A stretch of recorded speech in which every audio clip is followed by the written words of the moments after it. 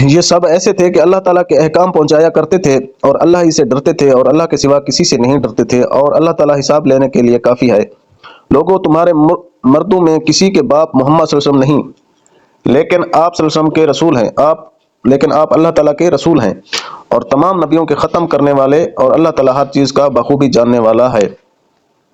مسلمانوں، اللہ تعالیٰ کا ذکر بہت زیادہ کیا کرو اور صبح و شام اس کی پاکیزگی بیان کرو۔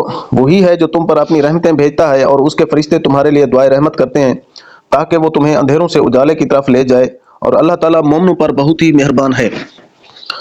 جس دن یہ اللہ سے ملاقات کریں گے ان کا تحفہ سلام ہوگا، ان کے لیے اللہ تعالیٰ نے باعزت اجر تیار کر رکھا ہے۔ اے نبی، یقیناً ہم نے ہی آپ کو رسول بنا کر گواہیاں دینے والا، خوشخبریاں سنانے والا، آگاہ کرنے والا بھیجا ہے، اور اللہ کے حکم سے اس کی طرف بلانے والا اور روشن چراغ۔ آپ مومنوں کو خوشخبری سنا دیجئے کہ ان کے لیے اللہ کی طرف سے بہت بڑا فضل ہے، اور کافروں اور منافقوں کا کہنا نہ مانیے، اور جو ایذا ان کی طرف سے پہنچے اس کا خیال بھی نہ کیجیے۔ اللہ پر بھروسہ کیے رہیں، کافی ہے اللہ تعالیٰ کام بنانے والا۔ اے مومنو، جب تم مومن عورتوں سے نکاح کرو پھر ہاتھ لگانے سے پہلے ہی طلاق دے دو تو ان پر تمہارا کوئی حق عدت کا نہیں جسے تم شمار کرو، پس تم کچھ نہ کچھ انہیں دے دو اور بھلے طریق پر انہیں رخصت کر دو۔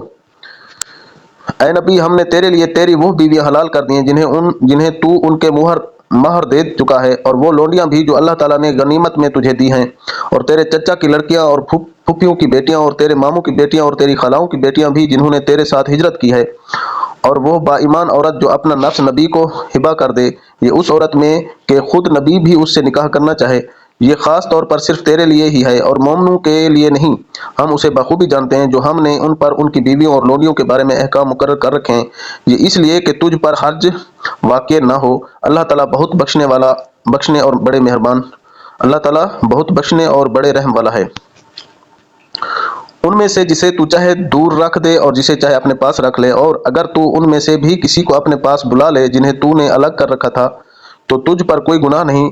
اس میں اس بات کی زیادہ توقع ہے کہ ان عورتوں کی آنکھیں ٹھنڈی رہیں اور وہ رنجیدہ نہ ہوں، اور جو کچھ بھی تو انہیں دے اس پر سب کی سب راضی رہیں۔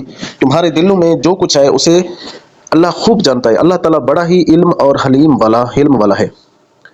اس کے بعد اور عورتیں آپ کے لیے حلال نہیں، اور نہ یہ درست ہے کہ ان کے بدلے اور عورتوں سے نکاح کرے، اگرچہ ان کی صورت اچھی بھی لگتی ہو، مگر جو تیری مملوکہ ہوں، اور اللہ تعالیٰ ہر چیز کا پورا نگہبان ہے۔ اے ایمان والو، جب تک تمہیں اجازت نہ دی جائے تم نبی کے گھروں میں نہ جایا کرو۔ کھانے کے لیے ایسے وقت میں اس کے پکنے کا انتظار کرتے رہو، بلکہ جب بلایا جائے جاؤ، اور جب کھا چکو نکل کھڑے ہو۔ وہیں باتوں میں مشغول نہ ہو جایا کرو۔